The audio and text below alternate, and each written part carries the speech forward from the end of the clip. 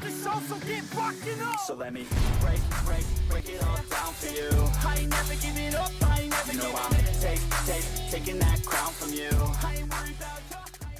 What's going on, lads and lasses? I'd like to thank FPL Penguin for allowing us to come onto his channel and of course talk about key players to watch out for Newcastle United this season, which of course is my team, and of course any key transfers as well going into the brand new season. Also give you my there or thereabouts thoughts on where we will be in the league come the end of the season. So without further ado, let's talk about the key players first. This is kind of obvious. It's going to be Callum Wilson and Alan St-Maximin. Their stats talk for themselves.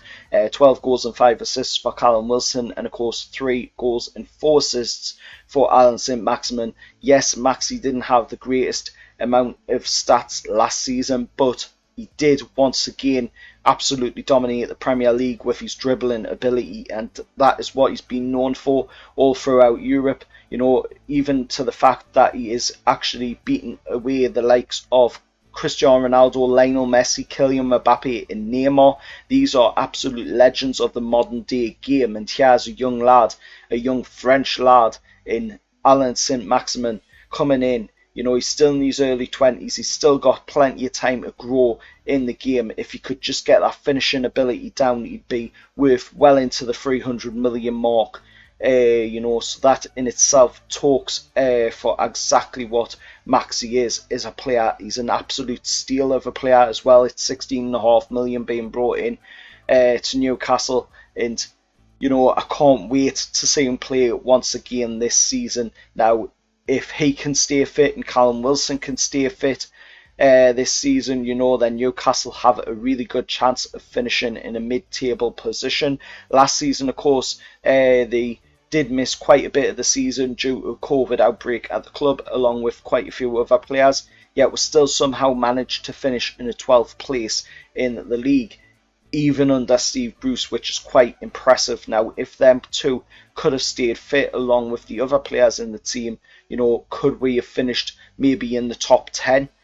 You know, is it a little bit deluded to say that? Maybe not, considering the fact of how good the players are, and of course the fact that Graham Jones as well really added to the whole side for Newcastle last season. You know, it's going to be interesting to see how we perform this season as well. We're still not signed anybody, of course, but there is massive talk about Joe Willock coming in on a permanent deal of as of today, with a 22 million bid apparently being put in with Arsenal. If the act is actually, you know, credible, we'll have to wait and see. But if it is, you know, then it is of course up to Joe Willock if he wants to play for Newcastle in the black and white next season, which you more than likely would think he would, with the way he really enjoyed his loan spell with last season. And of course, players that I'd love to see leave Newcastle would be, of course, John Joe Shelvey, Jeff Hendrick, Emil Kraft. You know, maybe even try and offload Caldolo as well, which unfortunately at this moment in time Caldolo is out, of course, with COVID, I believe it was, that was said that he was out with. So, you know, if we could get rid of some of them players, offload the books a little bit, then we could be looking at bringing in some big names in the fact of Aaron Ramsey as well. You know, I'd be looking more along the lines of the loan market, free agent market this season.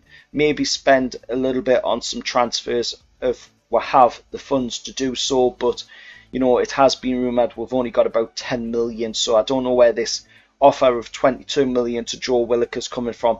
Maybe Mike Ashley has stretched the funds a little bit, which could be a possibility with the fact that Joe Willock is a young England future international, and of course, you know, Mike Ashley could stretch the funds a little bit and allow the acquisition of a player of that calibre, in the fact that, you know, if he is still at the club come the end of the season, then if Joe Willock does have a season like he had last season on loan it with, then he could be looking to move him on for a pretty sizable profit.